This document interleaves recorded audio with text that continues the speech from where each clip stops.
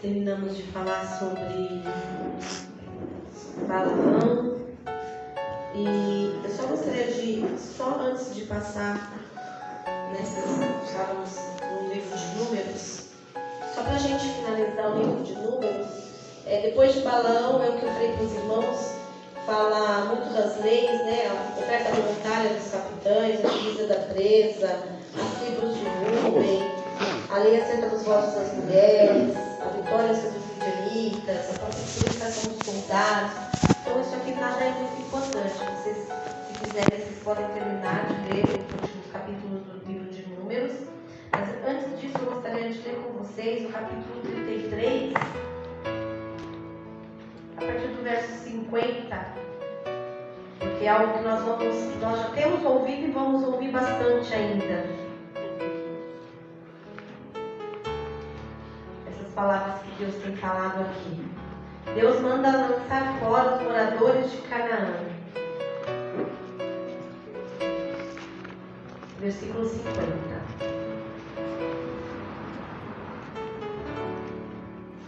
Diz assim: E falou o Senhor a Moisés nas campinas dos Moabitas, junto ao Jordão de Jericó, dizendo: Fala aos filhos de Israel e dize-lhes, quando houveres passado o Jordão para a terra de Canaã. Então a gente vê que quando eles estavam nessa campina dos Moabitas, foi onde o rei Balaque viu eles lá, temeu. Lembra dessa história? Que aí Balaque foi lá e vai atrás de Balaão e pede para Balaão vir amaldiçoar o povo de Israel. Então essas campinas, quer dizer que eles estavam ainda lá, alojados naquele lugar. Eles não tinham, ainda saído dali. Então Deus, durante o período que eles ficaram naquele lugar, várias vezes Deus se manifestou através da vida de Moisés, falando com o povo, e sempre falava sobre as leis, sobre as coisas que Deus estava ordenando ali para o povo. Então aqui não foi diferente. Então eles ainda estavam naquelas campinas de Moabe, ou seja, eles nem tinham, aqui é como se eles ainda, eles não tinham ainda invadido a terra dos Moabitas para tomar posse nem nada, e Deus ali estava falando com eles. Então, o que a gente entende? A Bíblia não é cronologicamente escrita. Então tem fatos que aconteceu antes, tem fatos que aconteceu depois, então Deus vai dando, esse paralelo aí. Aqui a gente entende, estava ainda lá nas campinas do Moabe, onde Balaque ainda estava, falando para o povo, para Balaão amaldiçoar o povo. Ele está nesse lugar ainda. Então Deus fala para Moisés falar para o povo. No 52. No 51 ele fala, quando houveres passado o Jordão para a terra de Canaã. Então eles estavam na terra de Moabe, não havia chegado em Canaã. Aí ele fala: lançareis fora todos os moradores da terra diante de vós, e destruireis todas as suas figuras. Também destruirei todas as suas imagens de fundição, e desfareis todos os seus altos, e tomareis a terra em possessão, e nela habitareis, porquanto vos tenho dado esta terra para possuí-la. E por sortes herdareis a terra segundo as vossas famílias. Aos muitos a herança multiplicareis, e aos poucos a herança diminuireis. Onde a sorte sair, alguém ali a terá. Segundo as tribos de vossos pais, tomarei a herança. Então aqui Deus no 52, ele começa a dar uma orientação para o povo. Quando vocês passarem a terra que vocês vão herdar, a Canaã, vocês vão tomar posse daquele lugar e vocês vão destruir as imagens de escultura que ali estarão, vocês vão destruir o povo que mora naquele lugar. Então Deus ele vai dando toda a instrução. Por que eu gosto muito de falar nisso? Porque mais para frente a gente vai ver que quando Deus faz a divisão das terras, eles não tiram os moradores daquele lugar. Então eles pegam aqueles moradores para poder trabalhar no campo para eles como escravos. E Deus, em nenhum momento Deus ordena isso. Por isso que eu quero que frise bem para vocês, vocês ouviram o que Deus está falando aqui. Porque quando Deus ele dá uma ordem, ele sabe o resultado. É aquilo que eu falei. Deus alertou 2 vezes Balaão. Balaão, você vai para a terra dos Moabitas e você só vai falar aquilo que eu te mandar falar.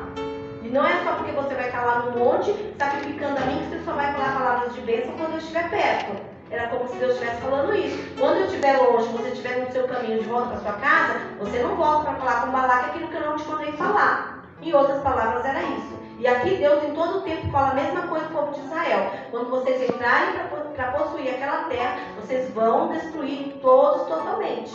Aí a Bíblia começa a falar aqui, ó, que quando... No 54, e ele fala assim, que quando vocês entrarem naquela terra, Deus fala que vai tirar sorte. Nós vamos ler mais para frente sobre isso. Então ele fala assim, aqueles que forem muitos, a herança vai ser multiplicada. O que Deus está querendo dizer com isso?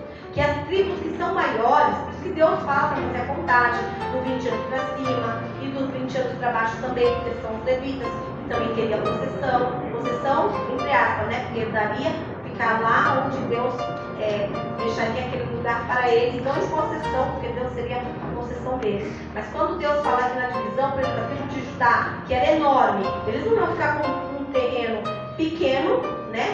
Um terreno pequeno, sendo que a de Benjamim, que era a menor tribo, herdasse o mesmo território que eles. Era até injusto com Deus, né? Colocar 100 pessoas no metro quadrado e colocar 2 no metro quadrado. Né? Dá para entender, né? Então Deus fala assim, ó, quanto maior for o número de pessoas, a possessão será maior. Quanto menor o número da tribo, o lugar será menor. Então Deus está falando isso. E Deus fala que eles vão tirar sorte e Deus ia ordenar onde cada um ia ficar. Então é muito interessante mais pra frente, quando a gente for ver isso, que quando eles começam a tirar sorte, por exemplo, Judá tirou uma parte de uma terra lá, numa parte do sul de Canaã. E aí ele pede para que os irmãos dele, da tribo de Benjamim, de outras tribos, vá ajudar ele a guerrear e tomar posse daquele lugar que Deus já tirou a sorte que seria dele. E é muito bom a gente ver isso, porque a gente vê a união dos nossos irmãos ali, trabalhar em conjunto, porque eles já iam com a certeza que a vitória é deles. E hoje, nós, nos dias de hoje, muitas vezes nós duvidamos das promessas, daquilo que Deus tem, né, nos oferecido, porque é o que a gente entende. Deus, ele prometeu a terra, a Canaã para eles, mas Deus não falou assim, olha, vocês não terão que lutar.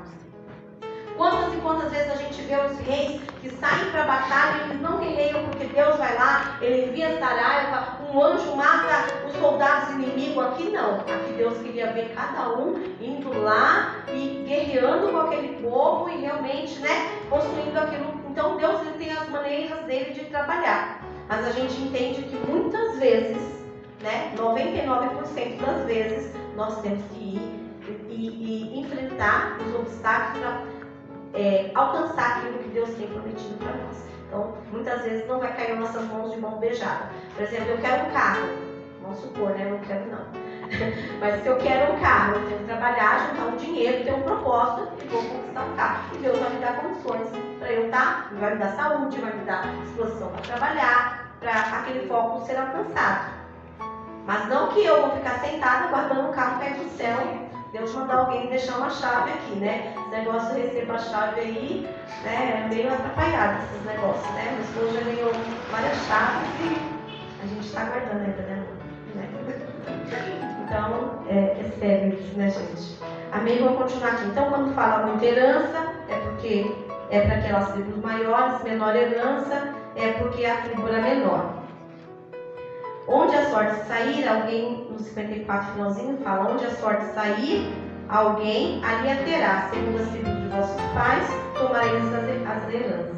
55, 33, 55. Mas, se não lançardes fora os moradores da terra, Deus fala de novo, de diante de vós, então os que deixardes ficar deles vos serão por espinhos nos vossos olhos. Olha, imagina, Deus fala assim, olha, se você não tirar os moradores daquele lugar, vai ser como espinho no olho. Imagina, gente, um espinho no olho. É uma coisa que incomoda. Nossa, é difícil, né? Mas é como se Deus estivesse falando assim, olha, olhando agora, né? Se você tem um espinho no olho, é algo que você não consegue nem abrir os olhos para enxergar. Então é como se Deus falasse assim, ó, vocês vão ficar cegos se vocês deixarem os moradores naquele lugar, porque eles vão te corromper, vão fazer você adorar as imagens dele, né? E outras coisas mais. E pôr aguilhões nas vossas costas. Ou seja, o povo de Israel, se deixasse aquele povo permanecer ali, ao invés do povo de Israel dominar eles, no futuro eles dominariam o povo. E foi exatamente o que aconteceu no futuro, que a gente vai ver depois. E aí também está aqui, e apertar-vos-ão na terra em que habitares. Então você imagina, se Deus estava dando uma posse de uma terra enorme para eles. Eu estava vendo, gente, nos estudos que fala assim que a terra Canaã que Deus deu para Josué invadir e possuir, não é só Israel que está sendo usado hoje. A terra era da Cisjordânia, Gaza, Jordânia do sul, Jordânia, sul da Síria e Líbano. Então não é só aquele pedaço de terra que hoje Israel está habitando que Deus deu como Canaã para eles. Deus deu tudo em volta, a Jordânia, Gaza, o sul da Síria e o Líbano. Então era a terra que Deus deu para eles possuir é bem maior do que hoje o Israel que nós conhecemos. Então a gente vê como Deus, né, ele tinha prazer em abençoar aquele povo. E eu creio que por causa de toda a idolatria, de tudo aquilo que o povo fez, que o povo perdeu aquela terra por causa das imagens de escultura, porque eles não acreditavam mais em Deus, não serviam mais em Deus, Deus foi lá, permitindo que os inimigos fossem invadindo ao redor, que hoje é o que a gente vê. Né? Então, há uma luta muito grande até os dias de hoje para conquistar Israel, e Israel que é uma parte da terra de Gaza lá, então está num conflito até os dias de hoje. Mas por que hoje Deus não dá vitória? Porque eu creio que Deus já deu tanta oportunidade para o povo de Israel, que hoje Ele está dando oportunidade para nós, né?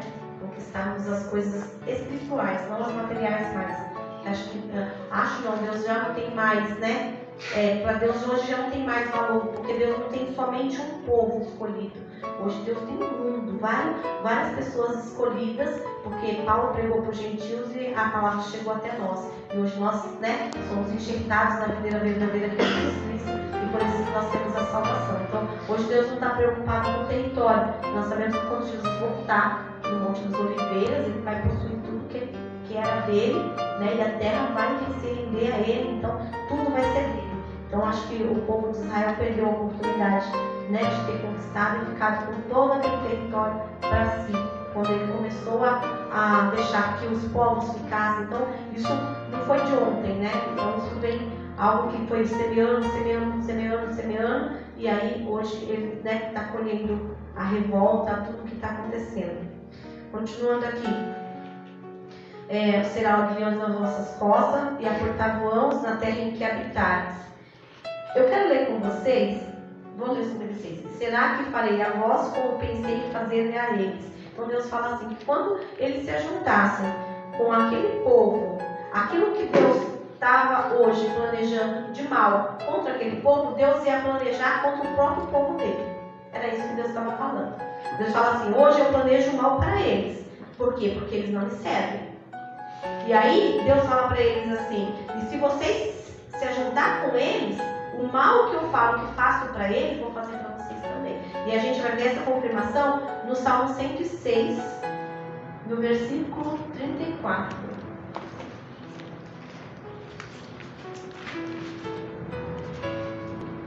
Aqui é um resumo do que aconteceu, de tudo que aconteceu no Egito, no deserto. Depois, se vocês quiserem dar uma vida.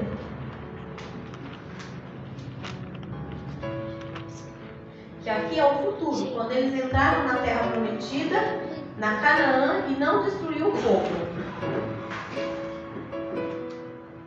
Aí diz assim, 34, ó, não destruíram os povos, como o Senhor lhes dissera. Antes se misturaram com as nações e aprenderam as suas obras. E serviram os seus ídolos, que vieram a ser-lhes um laço. Demais disso, sacrificaram seus filhos e suas filhas aos demônios, e derramaram sangue inocente, o sangue de seus filhos e de suas filhas, que sacrificaram aos ídolos de Canaã. E a terra foi manchada com sangue.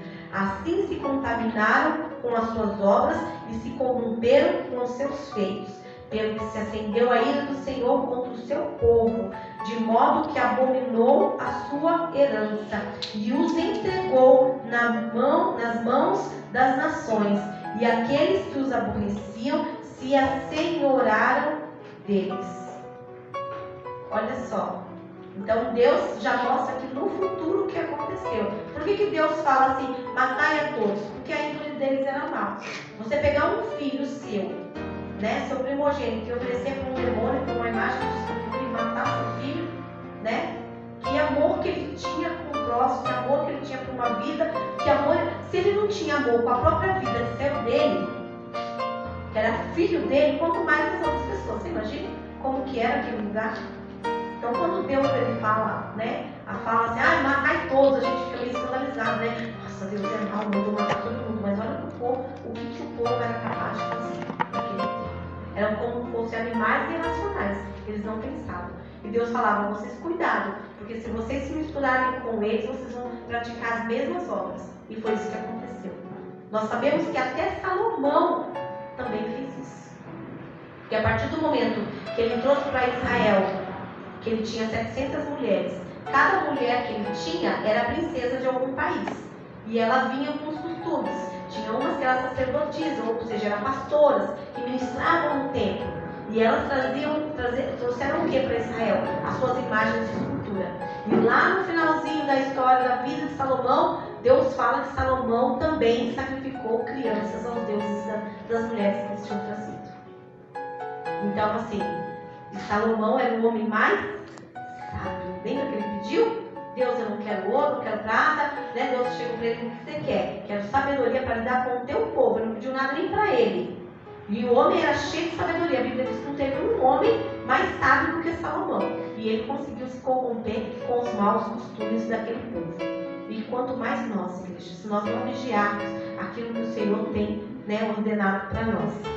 Vamos voltar lá, que agora a gente conseguiu entender por que Deus proibiu tanto daquele povo, né, se ajuntar com aquelas nações.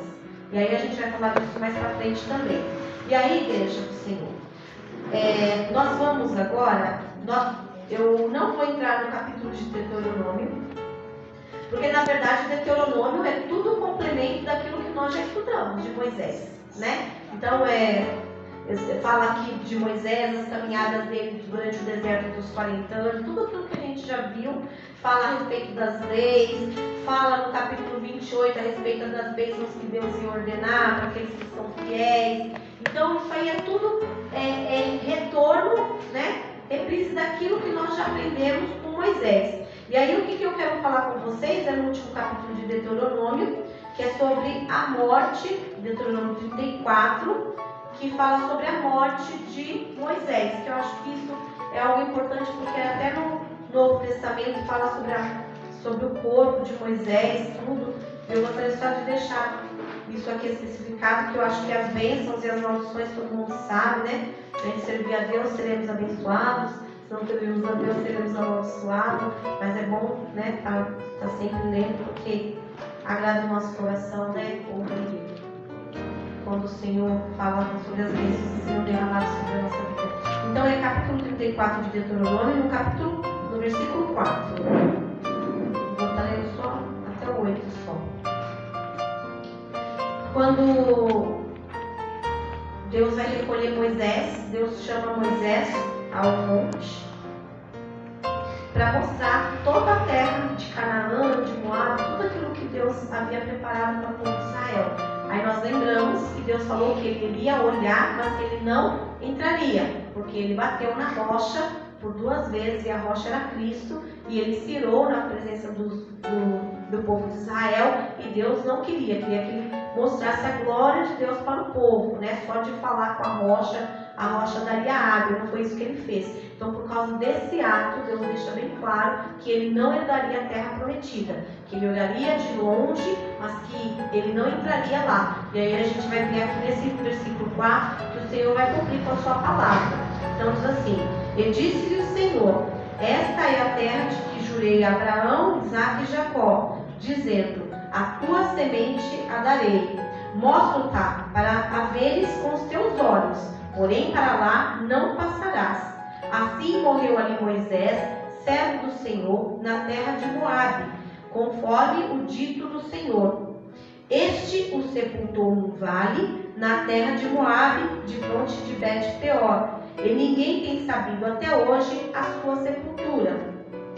Era era Moisés da idade de 120 anos quando morreu. Os seus olhos nunca se escureceram, nem perdeu ele o seu vigor. E os filhos de Israel prantearam a Moisés 30 dias nas campinas de Moabe, e os dias do pranto do luto de Moisés se cumpriram.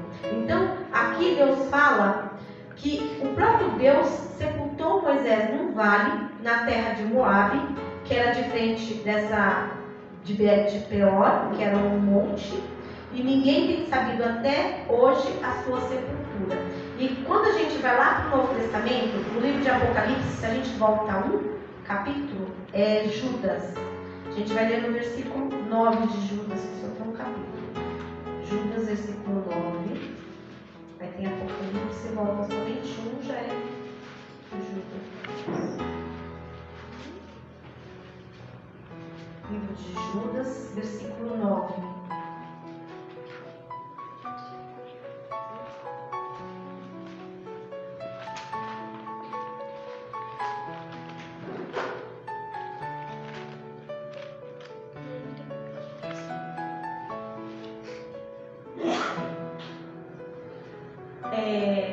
Tem algumas pessoas aqui que eu creio que conhecem a passagem de Eliseu. Eliseu, quando ele morreu e ele foi sepultado, jogaram um outro corpo em cima do corpo de Eliseu e essa pessoa ressuscitou. Vocês conhecem essa passagem? Aqui a Bíblia vai falar assim, no versículo 9, mas o arcanjo Miguel, quando contendia com o diabo e disputava a respeito do corpo de Moisés. Então, quem queria o corpo de Moisés? O diabo. E lá no passado, o que Deus fez? Ele mesmo sepultou para que o diabo não achasse o corpo de Moisés. Nós não sabemos o porquê que o diabo queria o corpo de Moisés, mas ele queria. Ele queria usar o corpo de Moisés. E a gente vê que no Monte da Transfiguração, quando Jesus ali resplandeceu, quem desceu? Elias, Moisés, né? Só os dois, para conversar com Jesus. Então, a gente sabe, né, que Moisés, ele está no céu, está com o Senhor, e até deu uma passeadinha na terra e voltou para lá de novo, né? Mas aqui o diabo queria o corpo de Moisés. E aí ele disputou com o arcanjo Miguel. Só existem, né? Dois arcanjos, não é um, gente? O Gabriel é arcanjo? Não, é só anjo, né? Eu acho que é só anjo. Eu acho que só existe um arcanjo. Depois eu vou trazer esse estudo para vocês dos anjos, mas ele está, tipo assim, um patamar muito acima. Diz alguns estudos aí, teológicos, que falam que o diabo também era um arcanjo, porque era um dos anjos mais poderosos que existia no céu. Então, aqui a gente vê que quando Deus envia o arcanjo Miguel, lembra que os anjos queriam trazer a resposta para Daniel, não conseguiu? Deus mandou quem? Arcanjo qual? Ai, gente, ajuda aí. Eu tenho quase 50 anos, não lembro mais. O arcanjo Miguel? Eu não lembro. Foi o arcanjo Miguel? Não. É lição de casa para vocês, porque eu também não lembro. Mas lembra que os anjos não conseguiam descer com a resposta para trazer para Daniel? Aí Deus enviou quem? O arcanjo, que é o anjo mais poderoso que tinha. Agora eu não me recordo se era Miguel ou se era o Gabriel, mas eu acredito que Gabriel era somente um anjo. Depois a gente estuda isso direitinho. Mas aqui a gente vê que teve uma disputa por causa do corpo de Moisés. Mas a gente entende o quê? Ele não herdou a terra prometida.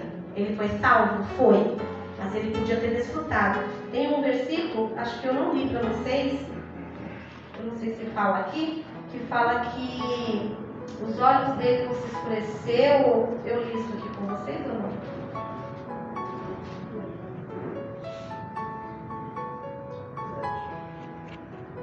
No 7, era Moisés da idade de 120 anos quando morreu.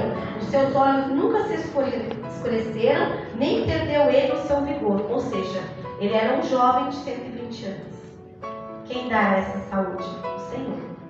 E sabemos que ele ficou 40 anos no Egito, saiu do Egito com 40 anos, foi lá para a terra lá de Jetro, ficou mais 40 anos até Deus aparecer para ele na sarça. Quando Deus aparece para ele na sarça, fala: você vai voltar para o Egito para libertar meu povo. Aí ele já tinha 80 anos.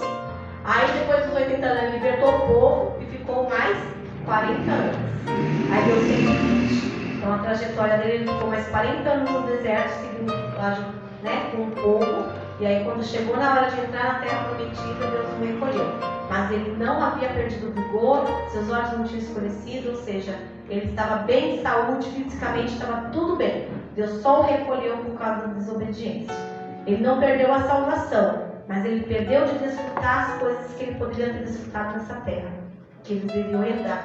Então que a gente fique com essa palavra no nosso coração, que muitas vezes a gente pode não desfrutar das coisas que o Senhor tem preparado para nós aqui. Por quê? Por causa da nossa dureza de coração, de não querer fazer conforme Deus quer. E toda desobediência tem uma consequência. Então que a gente fique com essa palavra no coração. É somente até aqui. Aí agora eu quero entrar no livro de Josué. Eu sei que é um livro bem conhecido, que a gente costuma ler bastante, mas é importante da gente ver a divisão agora através da vida de Josué, o que Deus fez através de Josué para que o povo realmente viesse a conquistar a terra prometida. Então, lembra que eu li um tempo atrás com vocês que quando Moisés ele falou que o fardo dele estava muito pesado para carregar aquele povo, Deus ele fala para Moisés separar 70 anciãos e para que viesse a dividir o espírito que estava sobre a vida de Moisés. E a Bíblia fala que tinham 2 homens fora do arraial, quando Deus convocou aqueles homens. E aqueles que estavam no arraial começaram a profetizar, a dançar ali no Espírito. Eu acredito que o mover do Espírito Santo foi tanto, todos viram que eles estavam profetizando. E a Bíblia fala que tinham 2 homens, que também eram anciãos, que eu acredito que não conseguiam chegar a tempo no arraial, e que eles também começaram a profetizar onde eles estavam. E aí Josué, com 40 anos de idade, vira para Moisés e fala para Moisés, Moisés, manda que fulmine eles, né? Porque eles estão profetizando fora do arraial. E ali Moisés fala para ele que todos nós, que todo o povo de Israel recebesse o Espírito Santo. Né? Porque com certeza seria muito mais fácil para eles obedecer a voz do Senhor, porque teriam o quê? Alguém ajudando, igual nós temos o Espírito Santo. O Espírito Santo sopra o tempo todo no nosso ouvido, o que devemos fazer, o que é pecado, o que não é, o que é errado, o que não é. O Espírito Santo sopra. Eles não tinham. Então Moisés, ali, com todo o entendimento que ele tinha, ele fala para Josué, você é um tolo de falar uma coisa dessa, que todos viessem a profetizar. Não é porque eles não estão no arraial, que eles estão lá fora, que Deus também não alcançou eles. Então assim, a gente vê como Josué naquela época ele era imaturo. Só que agora ele já tem 80 anos. Então já se passou mais 40 anos de experiência. E a gente vê que muitas pessoas na Bíblia precisaram de ter esse tempo de experiência com Deus. A Bíblia fala sobre Paulo, que Paulo, quando ele caiu ali, cego, que Jesus apareceu para ele, fala porque ele persegue. A Bíblia fala que quando ele volta para Jerusalém, cheio do Espírito Santo, para falar de Deus, ninguém deixou. Os apóstolos queriam matar ele, o povo judeu queria matar Paulo. Peraí, agora você bandeou para o altar. Lado, você é mentiroso, você está enganando a gente, você não se converteu coisa nenhuma. E o que ele faz? Volta para Tarso e fica lá quantos anos? 10 anos. E aí ele volta falando assim, tudo que eu aprendi, quando eu aprendi teologia com Gamaliel, serve o que? De esterco. Ele não quis dizer que foi lixo que ele aprendeu, mas o que ele quis dizer? O esterco é o quê? Um adubo para preparar a terra para receber a semente. Então o que ele fala? Que todos aqueles anos todos da vida dele que ele estudou, o melhor professor que existia em Jerusalém, tudo aquilo serviu como uma preparação para o coração dele para receber a verdadeira mensagem do Evangelho. Então ele fica 10 anos recluso, em Tarso de novo, até o outro irmão lá, que eu esqueci o nome dele, ir lá buscar ele. Mas o que eu quero dizer com isso? Preparação. Davi recebeu a unção com 17 anos de rei, mas foi rei lá depois de 20 anos depois, né? Quase 40 anos foi que Davi começou a reinar. Então Deus ele tem algo, né, sobre as nossas vidas, mas há um tempo de preparação para nós recebermos. E foi o que aconteceu com a vida de Josué. Josué até falou abobrinha, mas era um homem que Moisés subiu ao monte e estava no pé do monte. Moisés ficou 40 dias e 40 noites lá com Deus, recebendo a tábua. Quem estava lá embaixo esperando ele? Josué. Quem não se contaminou com um bezerro de ouro? Josué. Moisés entrava na tenda da congregação quando Deus aparecia na nuvem que chamava Moisés. Quem ficava na porta da tenda? Josué. Mesmo com todas as falhas, ele estava ali tentando, né, acertar, entendendo receber do Senhor a orientação certa. E que eu e você, a gente venha entender isso. Que por mais que hoje a gente não está desfrutando das promessas que o Senhor tem sobre as nossas vidas, porque nós estamos nesse tempo de preparação. Se para o nosso, para o irmão Paulo, foi 10 anos, para nós, né? Então, que a gente venha, né, esperar com paciência no Senhor. Porque a gente não sabe qual é o nosso tempo. Mas o que a gente tem que entender? Nós não podemos parar na caminhada. Nossos irmãos não parou. Davi mesmo pecando, ele não parou. Paulo mesmo sendo, né, caluniado, porque os judeus falavam que ele não era cristão coisa nenhuma, ele não parou.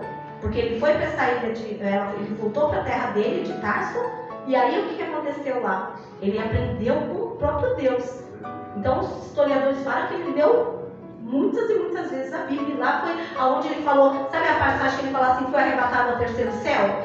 Foi nessa época que ele teve 10 anos lá esquecido do mundo. E ainda voltou com aquele outro homem para ser o segundo dele. Barnabé. Ele, né, tipo assim, ele é o ajudante de Barnabé, não veio nem para pastorear, né, digamos assim, que era o cargo mais, né, não, ele veio para aprender com Barnabé, andou com Barnabé, onde Barnabé ele ia atrás e ajudava ali, e ali Deus foi engrandecendo ele. E na nossa vida não é diferente, porque Deus, ele conhece o nosso coração, ele sabe que o pecado habita dentro de nós, e se ele nos der alguma coisa muito grande, a soberba vai vencer no nosso coração, ele nos conhece, então a gente tem que aprender a esperar o tempo do Senhor nas nossas vidas. E agora vamos começar aqui o capítulo 1 de Josué, que diz assim, ó. E sucedeu, depois da morte de Moisés, servo do Senhor, que o Senhor falou a Josué, filho de Nun, servo de Moisés, dizendo: Moisés, meu servo, é morto. Levanta-te, pois, agora, passa-se o Jordão, tu e todo este povo, a terra que eu dou aos filhos de Israel. Então aqui, Deus, ele vai lá e fala diretamente com Josué, dizendo para ele se levantar, porque o tempo de luto dele, os 40 dias, né, que ele ficou ali de luto, já era passado, que agora ele tinha que se levantar, Moisés não ia voltar e quem estaria na frente, né, daquela obra seria ele. E é que eu não li aqui o capítulo anterior, no 34, fala assim que através da imposição das mãos, Moisés impôs as mãos sobre a vida de Josué para que pudesse transferir, né, aquela unção, o Espírito Santo, tudo para a vida de Josué, porque ele seria recolhido, né? Deus iria recolher e a unção ficaria sobre a vida de Josué. Então, por isso que a gente toma muito cuidado de não colocar a mão, eu sempre falo isso, na cabeça das pessoas, porque realmente existe essa transferência aí. E a gente tem que estar realmente bem alicerçado para fazer somente aquilo que Deus ordena. A gente não vê o povo, né, do Antigo Testamento colocando a mão sobre todo mundo, na cabeça, e, sabe? Então eu creio assim que quando for para Deus te usar quanto a isso, você vai ter uma direção nítida do que Deus está pedindo para a sua vida. Aí você vai lá com a autoridade do céu, você vai entender que Deus mandou, você vai lá e faz aquilo que Deus está pedindo no teu coração. Mas caso contrário, não faça, não põe as mãos, tá? Porque isso era muito sério no passado. E hoje a gente não pode banalizar as coisas que eram muito importantes para Deus. Não era para qualquer um, não era de qualquer jeito que as pessoas colocavam a mão na cabeça da pessoa. 3. Aí Deus começa ali e fala para ele: todo lugar que pisar a planta do vosso pé, eu o tenho dado, como eu disse a Moisés. Então Deus ali confirmando a promessa dele sobre a vida de Josué. Desde o deserto e desde o Líbano até o grande rio Eufrates, toda a terra dos heteus até o grande mar, para o poente do sol será o vosso termo. Então Deus dá ali as extremidades de onde seria a possessão deles. Aí no 5, ninguém se susterá diante de ti todos os dias da tua vida, como fui com Moisés, assim serei contigo, não te deixarei e nem desampararei. Então Deus ali faz uma promessa para Josué. Josué, assim como eu fui com Moisés, eu vou ser contigo. Eu não vou te desamparar e não vou te deixar, porque eu serei contigo. Então Deus está fortalecendo Josué com as suas palavras. E muitas vezes assim nas nossas vidas. Quantas e quantas vezes a gente quer desistir, mas a gente não consegue. E a gente não sabe nem por que não consegue, mas a gente não consegue. Mas é por quê? Porque Deus já nos declarou essa vitória. Eu não vou te deixar e não vou te desamparar. Por mais que você está desanimado, por mais que você está frustrado, caído, destruído, né? Abalado, Deus não vai nos permitir desistir da caminhada. Porque Ele é Deus, Ele que nos chamou. Aí ele fala: esforça-te e tem bom ânimo, porque tu farás a este povo herdar a terra que jurei a seus pais lhe daria. Então somente esforça-te e tem muito bom ânimo. Então Deus fala duas vezes: esforça-te e tem muito bom ânimo. Depois ele fala: então somente esforça-te e tem muito bom ânimo. Então Deus duas vezes fala e na segunda ele fala: e tem ainda de novo, esforça-te mesmo. Tenha muito bom ânimo mesmo. Por que Deus está falando isso? Porque a caminhada não seria fácil. Até para o povo aceitar Josué não seria fácil. Josué ele teria que mostrar sinais que Deus era com ele. Aqui a gente vai ler, vamos continuar. Então somente esforça-te no 7, né? Tem muito bom ânimo, para teres o cuidado de fazer conforme toda a lei que meu servo Moisés te ordenou. Dela não te desvie, nem para a direita nem para a esquerda, para que prudentemente te conduzas por onde quer que andares. Não se aparte da tua boca o livro desta lei, antes medita nele de dia e de noite, para que tenhas cuidado de fazer conforme tudo quanto nele está escrito, porque então farás prosperar o teu caminho e prudentemente te conduzirás. Então o que Deus está falando aqui? Se você tem o livro, a Bíblia, no seu coração guardado, o seu caminho será próspero. E você vai andar prudentemente. É isso que Deus está falando aqui.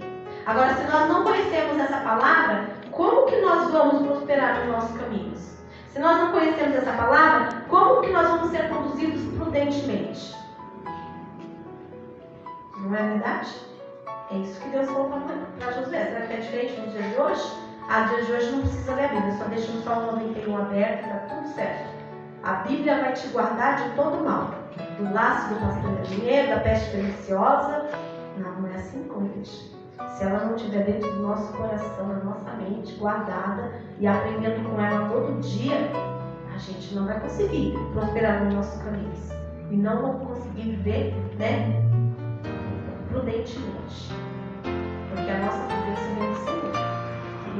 Para a gente andar nos caminhos retos, aplanados, tem que ser através do Senhor. Como que a gente sabe a vontade dele? Orando, sim, mas lendo a palavra. Porque aqui a gente entende. Aquele que fez o que era errado, o que era certo, perante os olhos do Senhor. E aí a gente tem a direção dos nossos caminhos. 9. Não te mandei eu. Nossa, de novo Deus fala, 3 vezes. Esforça-te, tem bom ânimo. Não pasme nem te espante, porque o Senhor teu Deus é contigo, por onde quer que andares. Então Deus fala 3 vezes aqui para ele. E depois no 10. Então deu ordem Josué aos príncipes do povo, dizendo: passai pelo meio do arraial, ordenai ao povo, dizendo: provedes hoje de comida, porque dentro de 3 dias passarei este Jordão, para que tomeis posse daqui da terra que vos dá o Senhor, nosso Deus, para que a possuais. Então aqui Deus está falando, preparando Josué para preparar o povo, que eles tinham que se consagrar durante 3 dias e se preparar, porque daqui 3 dias Deus iria fazer eles passarem o Rio Jordão. E agora eu quero ler com vocês o 17. Vamos pular um pouquinho. Aqui é o povo falando. Aí Josué vai lá, fala tudo aquilo que Deus falou para o povo. Aí o povo fala para Josué assim, como em tudo ouvimos a Moisés, assim te ouviremos a ti. Então somente que o Senhor teu Deus seja contigo, como foi com Moisés. Então aqui o povo fala assim, olha, nós ouvimos Moisés, nós vamos ouvir você. Tão somente que o Senhor teu Deus seja contigo. Ou seja, Deus tem que ser contigo. Se Deus não for contigo, a gente não vai te ouvir. Então, Deus, o povo mostra para Josué, se ele não visse Deus com o povo, com Josué, eles não seguiriam Josué. E hoje, nos nossos dias, também não é diferente. Se a gente está numa igreja que a gente não vê Deus na vida dos pastores, a gente não pode ficar nessa igreja. Porque nós temos os olhos espirituais abertos. E a gente tem que realmente testificar. É de Deus, não é de Deus? Não adianta, né, a gente receber comida podre, como tem lançado muito por aí, a gente absorver e ficar com aquilo guardado no coração. Não, a gente tem que ver se realmente é de Deus. Assim como o povo de Israel fez. Ou assim, a gente vai seguir sim, mas Deus vai mostrar que Ele é contigo. Porque se Ele não for contigo, a gente vai saber que Ele não é com você. E aí a gente não vai seguir. Porque Deus fala que pode dois, um cego e outro cego. O que Deus fala? Que os dois já caíram no buraco. Não é? No abismo. Então, se um cego não pode ver outro cego. Então, nós que temos os olhos espirituais abertos, a gente tem que, né, realmente colocar essa prática na nossa vida, no nosso coração. 18. Todo homem que for rebelde à tua boca e não ouvir as tuas palavras em tudo quanto lhe mandares, morrerá. Então somente esforça-te e tem bom ânimo. Aqui Deus falando novamente com Josué para ele se esforçar e ter bom ânimo. Que todos aqueles que não ouvirem o que Deus estava falando com Josué, Deus fala que ele ia matar. Porque ele era com Josué. Por mais que o povo ainda não tinha a certeza de que Josué realmente era o homem escolhido por Deus. Aí no 2, no capítulo 2, só 5 minutos, vamos rapidinho. E enviou Josué, filho de Nun, 2 homens desde Sitim a espiar secretamente, dizendo: andai e observai a terra e a Jericó. Foram, pois, e entraram na casa de uma mulher prostituta, cujo nome era Raabe, e dormiram ali.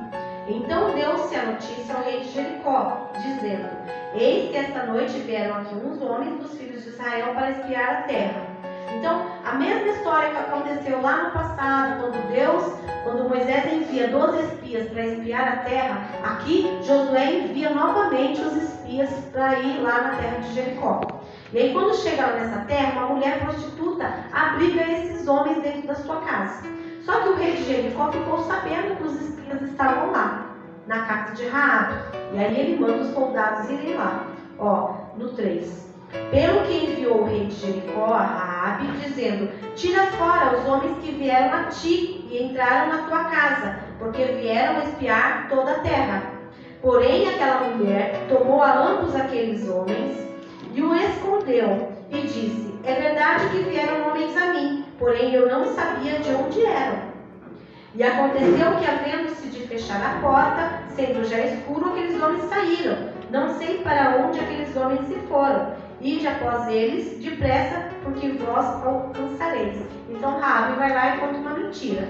Fala: olha, realmente aqueles homens estiveram aqui, porque ela não podia mentir nesse propósito, e toda a Jericó tinha visto, né? Então ela falou: não, veio aqui, mas nem estão mais aqui, já foram embora. Se vocês ainda saírem correndo, vocês vão achar esses homens. Então foi isso que ela falou para desviar os soldados lá da casa dela, para que não pegasse aqueles homens. Por que ela fez isso? A gente vai ler aqui, ó. Porém, ela tinha feito subir ao telhado e os tinha escondido entre as canas do linho, que pusera em ordem sobre o telhado.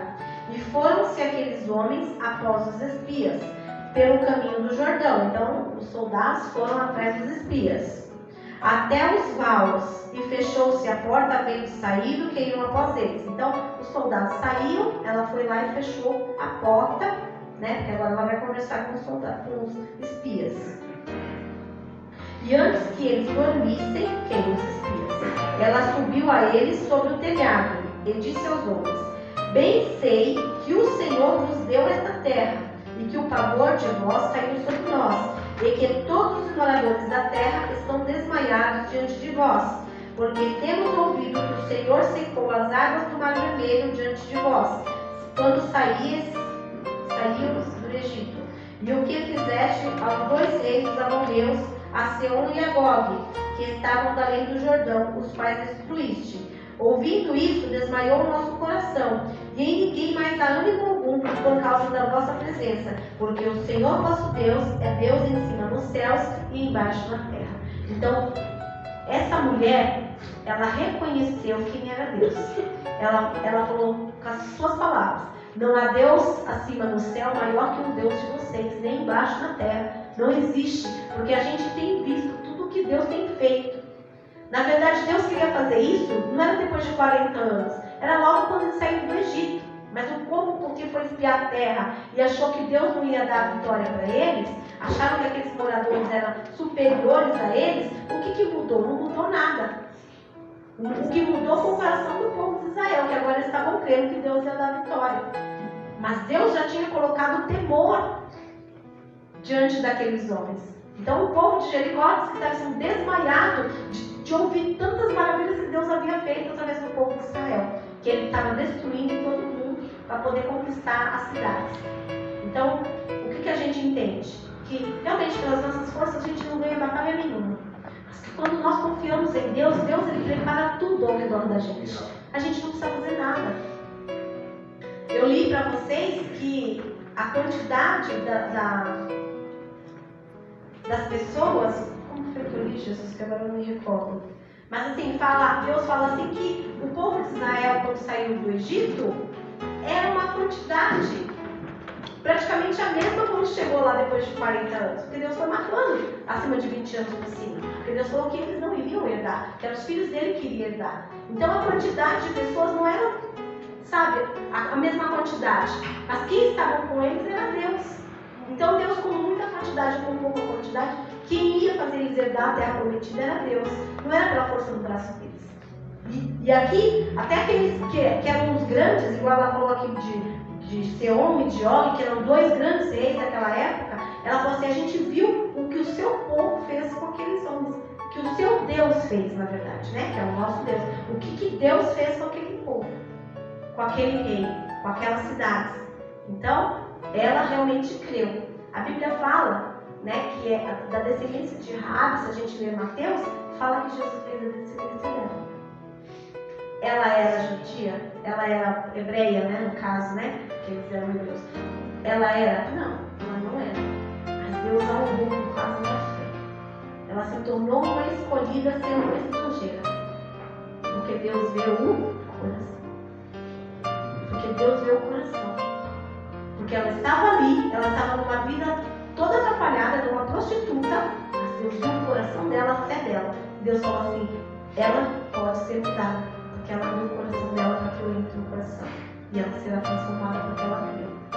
E aqui vamos continuar lendo aqui, que já viu o horário. Eu falei no 11, é isso? 11. Não, 12, né? 12. Agora, pois, jurei-me, vos peço pelo Senhor, pois que vos fiz beneficência, que vós também fareis beneficência à casa do meu pai, e dar-me um sinal certo, de que dareis a vida a meu pai e a minha mãe, como também a meus irmãos e a minhas irmãs, como tudo que tem, e de que livrareis as nossas vidas da morte. Ou seja, ela foi lá, ela acolheu os espias, escondeu no telhado, e aí quando os soldados foram embora, ela chamou os espias e falou para ele, olha, assim como eu livrei vocês da morte, eu creio no Deus que vocês servem, sei que ele vai dar Jericó para vocês, poupe a minha vida, a vida da minha mãe, a vida do meu pai, dos meus irmãos e das minhas irmãs. E aí os soldados, os espias vão lá e falam, né?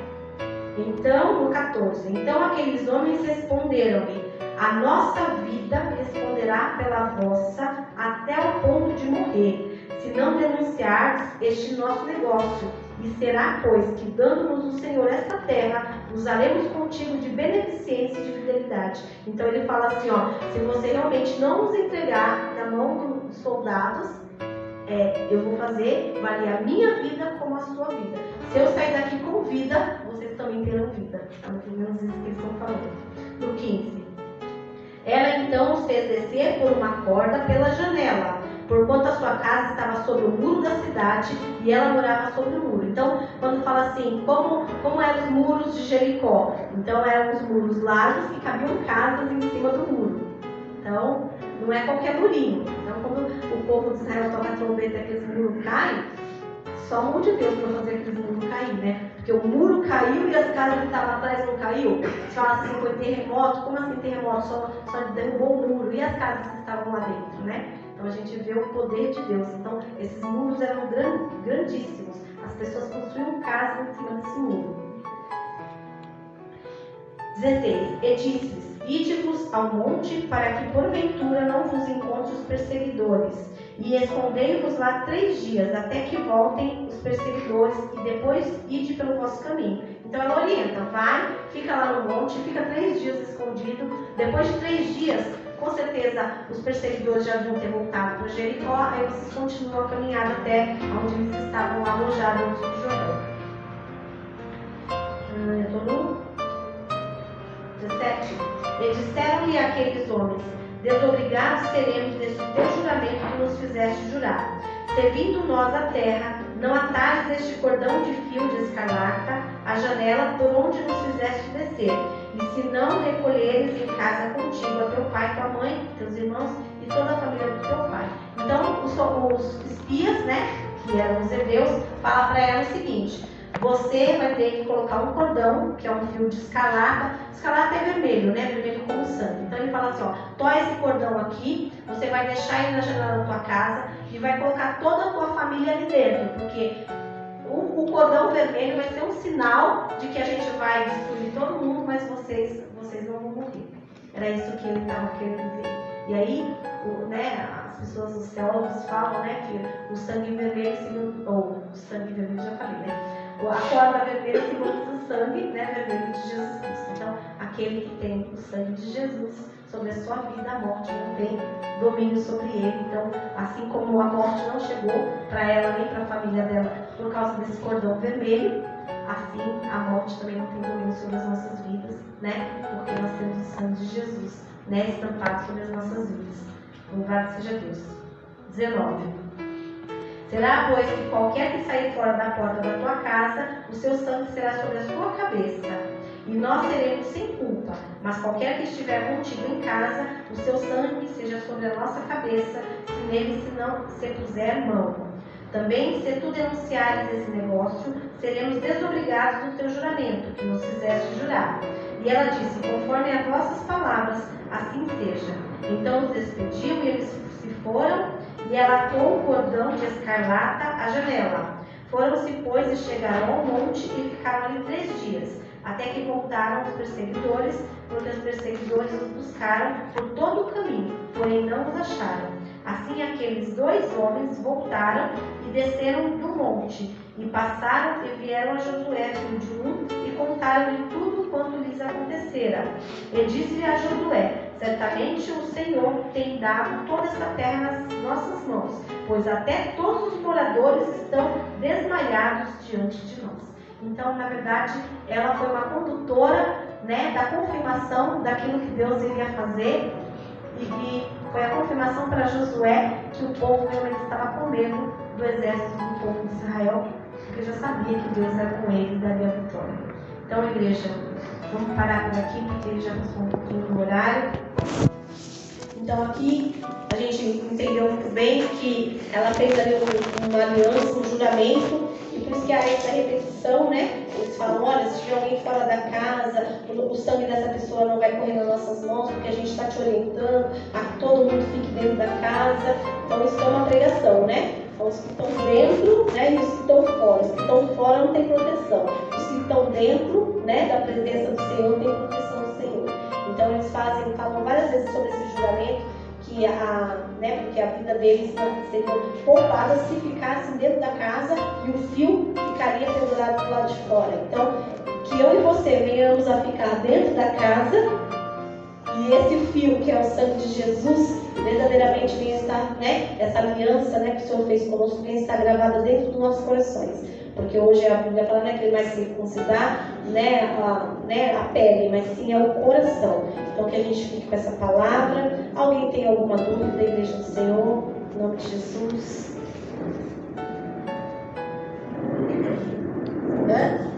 Foi Miguel do Daniel? Foi Miguel? Fala aí dos Fala do Marco. É porque ele é chefe dos exércitos do céu, né? O arcanjo Miguel, ele é chefe dos exércitos. Aí ele fala príncipe porque ele é o... né? Bebê dos príncipes. Então ele que desceu lá, ele só ajudou o anjo que ia levar a mensagem de guerrear, né? Foi ele que foi atrás dele. Tá vendo? A gente precisa estar sempre lendo a igreja, porque a gente esquece dos detalhes. E vocês também não estão lendo, porque ninguém me ajudou. Olha. Nenhuma pergunta? Nada? Glória a Deus, Paulinho está aqui para responder. Estou brincando, igreja. Que essa palavra fique no nosso coração. Segunda-feira que vem tem mais, aí a gente vai continuando o livro de Josué para entender mais um pouquinho dessas divisões das tribos, em nome de Jesus.